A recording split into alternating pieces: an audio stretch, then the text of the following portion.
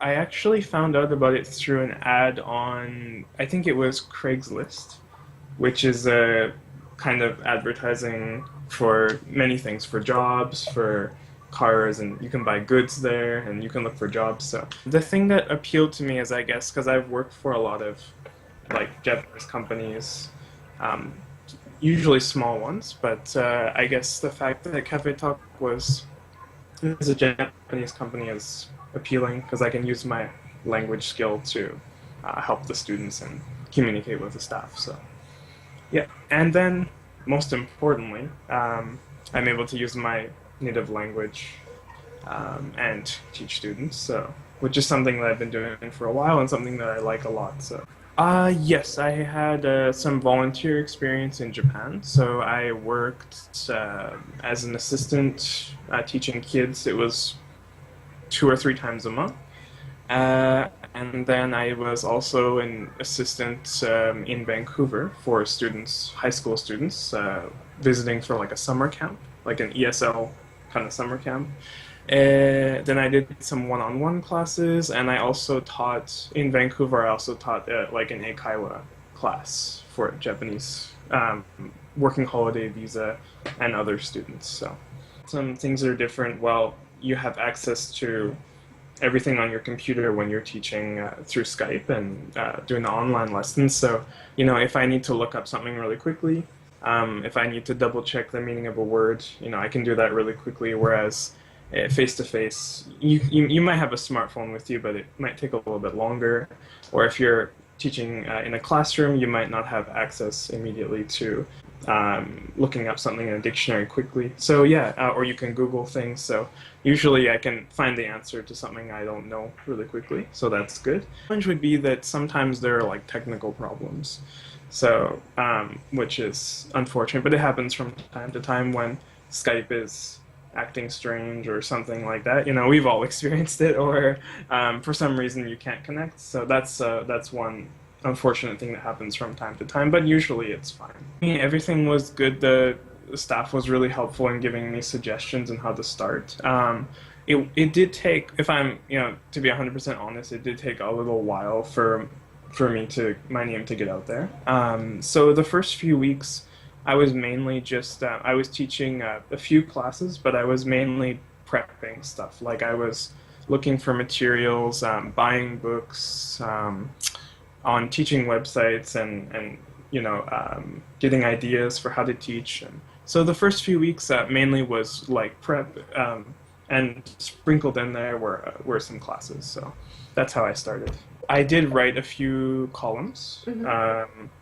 I did give out a few coupons, and let's see what else here. I tried to promote the fact that I'm not fluent, but I can communicate in Japanese. So I tried to promote that because some students they really want a teacher who can help out in Japanese if they're Japanese speakers. I remember at first when I was talking with Matt-san about the lessons, and he told me you can make any lesson that you want, and I was just like, I thought that was such an amazing idea, because I thought, oh man, I can just make like any idea that pops into my head, I can make a lesson. But actually that turned out to be not the smartest idea, because it kind of can overwhelm the student. Me too, as a student, I'm very active learning French, and when I see there are too many lessons, it can be kind of confusing. So yeah, I would say what the mistake I made was making way too many. What I would focus on, and this is something Danny, my colleague, talked to me about. She said, focus on things that will make students like come back over and over and over. Not something that's a one-off. Mm-hmm. Not something that you can take 1 or 2 times and then it's over. But yeah, I would focus on, finding out what are your strengths. Are you good at teaching kids, or are you good at teaching grammar? Are you good at correcting CVs and literary papers and this kind of thing? What's your strength? And then really try to like filter it down to a good, reasonable number of lessons that can be taken over and over and over like that. That would be my suggestion. Don't go crazy with 30, 40, 50 with lessons. The freedom. at the beginning, I was all over the place. It took a little while to find what worked. For me, yeah, originally what I did is I made the free talks like super cheap, and then everything else, super expensive, and it was kind of imbalanced. And when I called the staff, they said try to try to have really logically think why one should be priced this way and one should be priced that way. So um, after that, I decided to make just all the 25 minutes the same and all of the 15 minutes the same price. Um, and that I think that was just a lot easier to understand. It did take a while, and I noticed a lot of new tutors are like their prices kind of can fluctuate a lot, change week to week. So I would just recommend be consistent and have a logical reason. Like I see from time to time prices that don't make sense in my opinion. And I don't mean to be too critical of others, my colleagues, but sometimes it's not logical. So be consistent and have a good reason. That's what I would say. I did that. I think it was a year after I started. So for me personally, I my lesson volume was really high because I do this full time, and I think it came to the month of August, and I was just getting like I think I had taught like 250 classes in the month of August. This was last year, and I just thought giving personalized feedback for each person, detailed feedback, it just became impossible with the time. So I know there are part-time tutors who can do it no problem, but for me the lesson volume was just too high. So I thought I know there are students who read the feedback and they specifically will ask me questions after about the feedback. So I know there are people who do definitely read it. It's not like they just ignore it.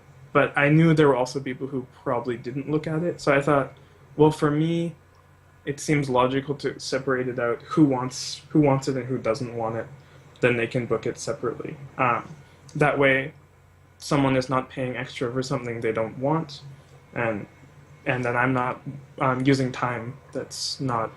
I'm not using extra time for no reason, basically. It was really good. I talked with Matt for about an hour, and he told me a few things. So one, he told me the prices didn't make sense, so he told me to get them make them more logical. So that was number one, and number two, he told me to filter the classes from 30 to something like 18 to make it less confusing.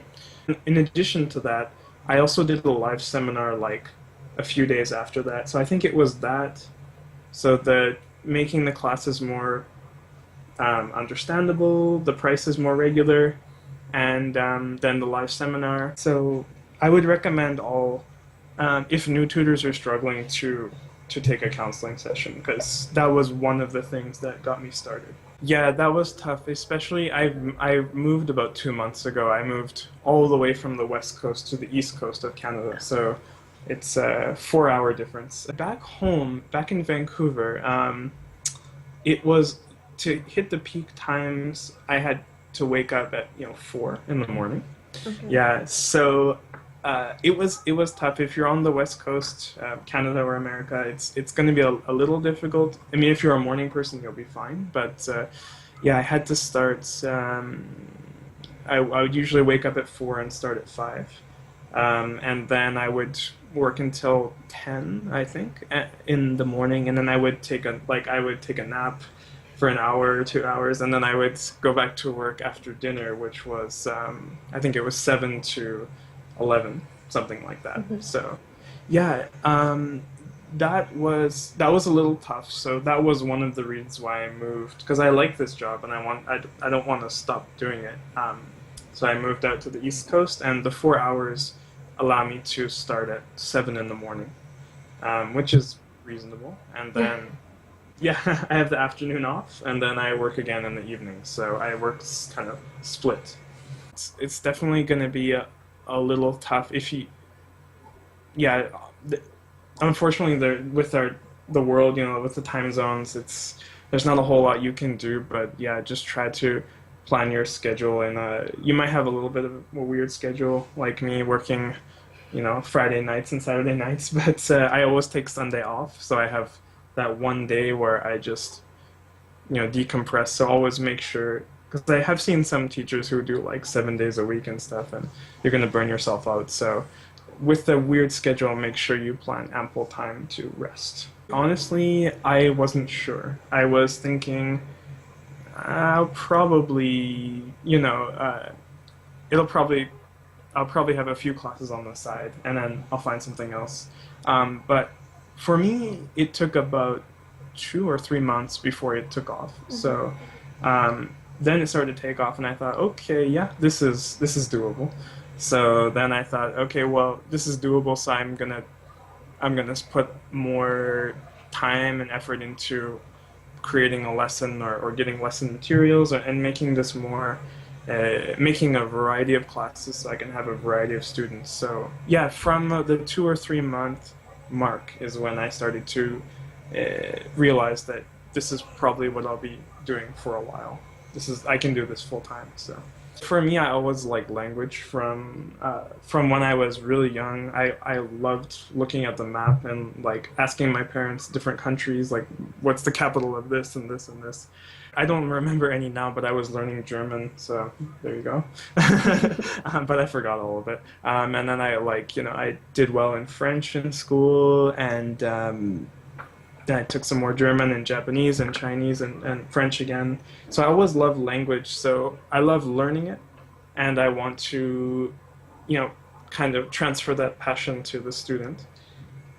So I really love helping people explore English, learn English, and not only the language and the grammar in this, but also explore the culture, the pop culture, the entertainment.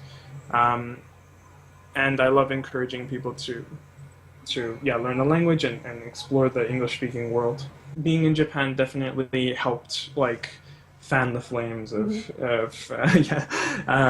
so yeah, before that I'd done I'd done eikaiwa in the Japanese company, and a few other things. So I definitely had that interest from before, and I'd had lots of Japanese friends and Korean friends and friends from all over the world. So this kind of passion had been in me for a few years before that, but definitely going to Japan made me more interested because I got to work with kids. I think that was the first time I worked with little ones, 4, 5, 6, 7, and it was really fun. Feel more interested, or more passionate, I guess you could say. There's a balance, and I think it's definitely depends on the student. So you have some students, and I respect all, whatever their opinion is. Some will think, even if they're a beginner, they want absolutely no Japanese ever, English only, and I respect that. So I always respect. Sometimes they won't tell you directly, but you can kind of get a feel for whether or not they want you to use any or little or much Japanese. So yeah, try to get a feel for whether they want the full immersion, or they're okay with you using supplementary Japanese. So yeah, I try to get a feel for that, and then I use it. So with some beginners who are really timid, I might use it a bit more to help them, loosen up, relax, and to bridge the gap if there's any, misunderstanding, miscommunication, I guess you could say. Yeah, and then I use it sometimes with kids also because, I might be a little bit intimidating. I hope I have a kind face, but some kids really young who have never seen a foreign guy can get a little nervous. So I might use a little Japanese to kind of try to make them feel a little more comfortable. But I always kind of feel it out with the parents. When I do counseling, I ask them, do you want a absolutely no Japanese, or is little Japanese or much Japanese okay? How do you feel about that? And then they will tell me. So yeah, I usually use it just to either in the event that I absolutely cannot communicate the idea in English, and as a last resort, or I'll use it to put people at ease. Yeah, it helps a lot because yeah, like you said, getting a feel is very Japanese. We are more direct, I guess, in the West. So um, sometimes parents of kids or students won't tell you something explicitly. So you do have to you have to cue into a few things. So that can be a bit tricky. I'm no master by any means, but living in Japan has helped. So yeah, just be aware. Um, it's tough for people who haven't studied Japanese or lived in Japan, but there are some kind. Everything might not be 100% explicit, so you got to be aware of some cues. Look out for cues that might show a student is a little um, dissatisfied with something or wants you to change something. So, or even ask directly because they might not ask you. So, ask directly. Is it okay if I do this? Is it okay if I ask this? Because they often won't say it, but they might not like. They might be a little bit unhappy, but they won't say it. I originally thought, you know what, I'm gonna stick to adults because I've taught more adults than children. So I thought, you know what, I'm going to stick with adults. I'll probably do a little bit better.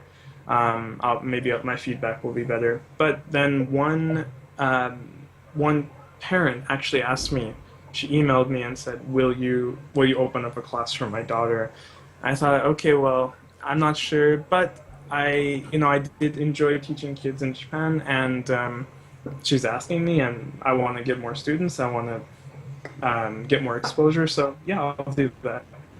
And yeah, I mean, it was definitely at first online first kids class.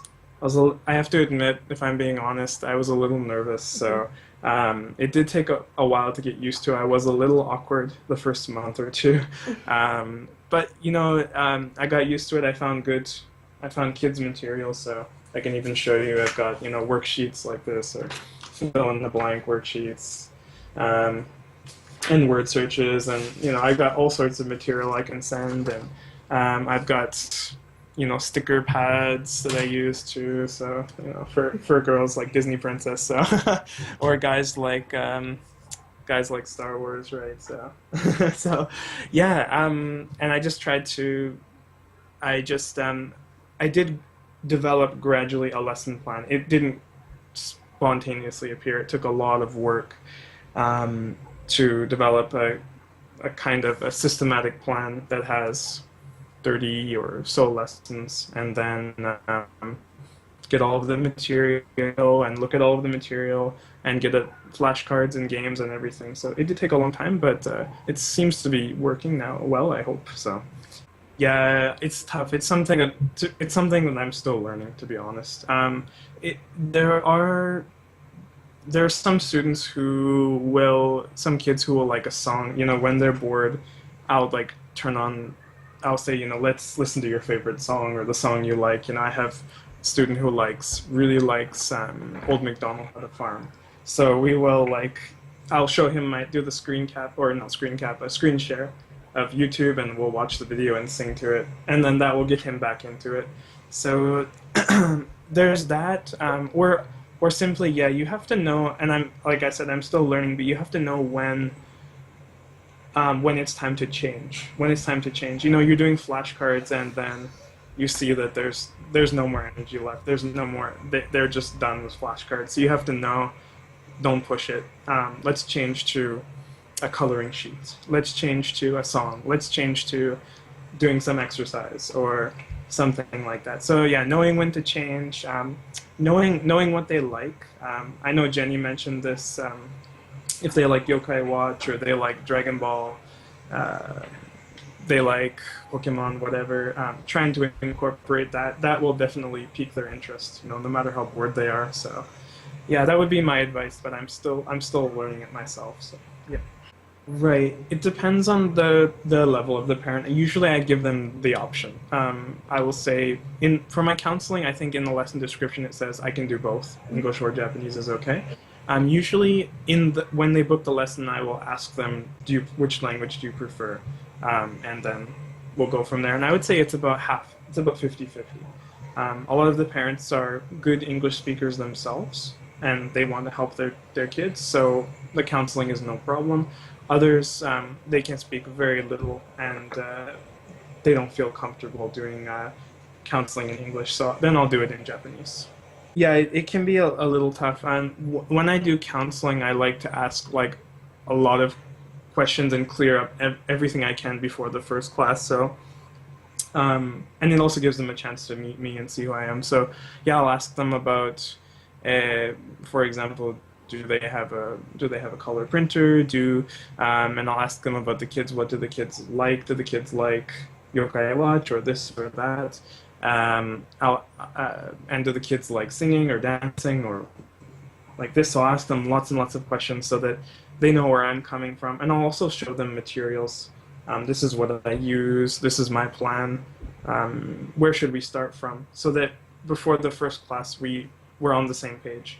So yeah, I would, as best as possible, try to hear their concerns, hear what they want the kids to learn, and then tell them your plan clearly. Because I think a lot of, and me too as a student, I want to have like a systematic like approach to something, not just kind of like random. So a lot of the parents will want to see something systematic that can build off of one lesson. You know, there's not just one random here and there, but rather a systematic approach. So yeah, just make things clear, ask them lots of questions, and if you can, you know, like I have the counseling, try to meet them before the first kids class so that it goes more smoothly. Because if you just have a kids class and you come in blind, and they come in blind, it's often doesn't work out as well as it can. I think I started it, oh man, maybe a month after I started. So I remember asking about what other things can I do, what other classes can I teach, and Matsan told me, yeah, there's all sorts of hobby classes. You know, there's shogi and ego, and there's knitting, and there's origami, and all this stuff. So I thought, well, I saw only one chess teacher at the time, and I thought, you know, I'm not a pro by any means, but I've played for how many years? I think 18 years or something like that. So I mean, I have some idea what I'm doing. So so I thought, you know, there's no one there, and there's only one other teacher, so there might be a demand. So I think I'll do that, and it's a game I like. And yeah, as for the language, I do offer it in. Originally, I wrote a message saying I only do it in English, because I was just too nervous about teaching in Japanese. But one student requested specifically, can you teach me in Japanese or can you teach me in English like half and half, or English with supplementary Japanese? And I thought, you know what, I got a degree in Japanese, so I mean, I should be able to do this. So yeah, so then I switched the message to say English and Japanese both are okay. And what I had to do was I had to watch and read a lot of chess like related stuff in Japanese to learn how to say this concept and this concept. So I had to do a little bit of study, but yeah, I would say I'm teaching regularly. I'm teaching like 2 or 3 people, and 2 of them are purely in English, and 1 of them is purely in Japanese. Yeah, I don't have like flashcards and grammar points and this kind of stuff. It's purely the goal is to like some parents will sign their kids up for the class, and they want it to be kind of both. Mm-hmm. I mean, I can do that, but for me, the main thing I want to teach is chess. Mm-hmm. English is, for this lesson, English is kind of secondary. Okay. So, but I mean, you know, if they want to kill 2 birds with 1 stone, sure, absolutely. Yeah, I really like it, and like I said, when I first heard about that, I thought that was just like so awesome. Like I thought that was really cool. Because I know there are some other sites where they give you the curriculum and you have to like sign a contract kind of thing, and I mean that's fine, but that's not for me. So yeah, the freedom is awesome. The freedom to make your own schedule around your own, the flexibility is simply awesome. And if I want to take a day off, I can take a day off. If I want to work extra, I can work extra. So I mean, that's really good. And to be able to make your own classes is also really, really nice because, like I said, you can you can be like Jenny and you can be specialize in teaching kids, or you can be like some others who they specialize in correcting papers, which is something that I wouldn't go near because I'm too I'm too scared. So, and you can find a specialty, or you can be like me and just try to do a little bit of everything. Um, you can find your specialty and you can focus on that rather than no, you got to follow the set curriculum. And also I think there's a certain uniqueness to making your own class. I mean, I've seen some really cool classes like doing origami, right, or doing crafts, or learning ego, or learning chess. Um, I mean, that's pretty awesome. I think there's a lot of creativity, and a lot of tutors make really unique classes. And I think, yeah, I'd like to try that. I'd like to try singing in French. I'd like to try, the I don't know, kimono wearing or whatever, or learning an instrument. I think that's there's a lot of creativity, and also it doesn't just restrict to language only. So there's hobbies too, which I think is awesome. Sure. Well, yeah. Well, I'll thank you first of all for the interview, and if anyone watches this, which I hope in the future, thank you for watching, and hope to see more students. And yeah, thank you very much. Thank you.